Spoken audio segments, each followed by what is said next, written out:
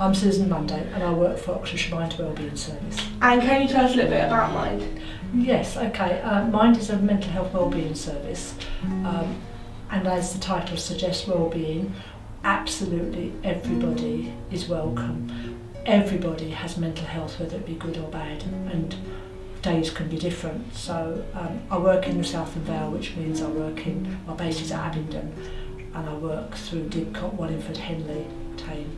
Okay, so what sort of people do you deal with? All sorts really. At the moment, as you know, I'm in the Children's Centre working with a group called Women's United, which has recently been set up. It's a group of women, some of which are from a minority background. My co-worker who isn't here today speaks Arabic and French, so we're able to reach some of the new residents of Didcot that might feel slightly isolated. And we work as a group to unite women. Last week we did a sponsored charity walk, and we had people as young as 23, 24, and I think our oldest member is probably about 72. So you think that what you do sort of reflects a big group of people, like anybody can get mental illness, it's not just something that a certain group of people get? Absolutely, anybody can suffer with a mental health problem. As I said, we all have mental health, and with the stresses and strains of today, quite often it's anxiety and depression that will affect people rather than a diagnosed illness like schizophrenia or manic depression or bipolar. So what do you do to help people deal with mental illness? So Oxfordshire Mind offers a various array of things. We do peer support groups, which are 2-hour sessions where people can come along, be with a group of people that are like-minded, sit and chat or take part in an activity. Today we're having knitting and crocheting for beginners, but we also have other sessions learning French, or sometimes we just have a cup of tea and a chat. We can do art, crafts. That will happen in the peer support group. We run short courses, and they are core skill support short courses.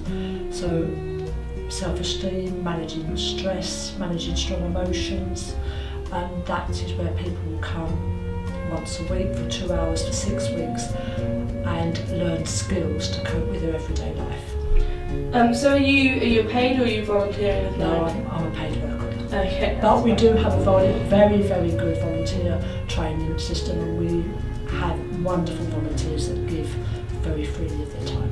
And why did you get into it? When I moved to Didcot 10 years ago, having worked in a psychiatric hospital in South East London, I was finding it hard to get a job. I applied to Oxfordshire Mind and discovered that there is a different side to mental health and a different way of working, and really enjoy my time with Mind, and it's really good to see how Mind has developed and changed, and the old day service no longer exists, and we're a very vibrant group of people that work and achieve lots of different things.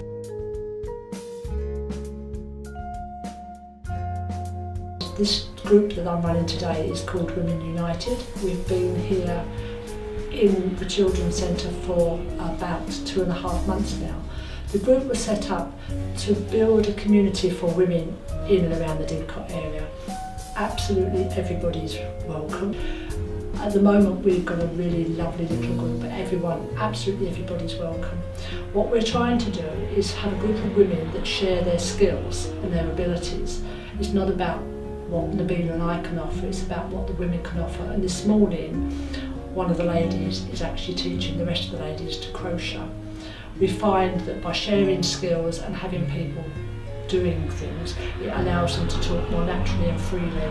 Friendships and support begin to occur, but also sometimes people realise that they're not the only one with the thoughts and feelings that are going on for them.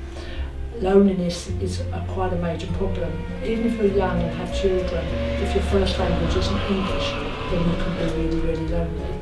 Didcot's expanding and lots of people are coming from around the world to work at Milton Park, and what we're hoping is that the wives that stay at home with the children will come along and join us.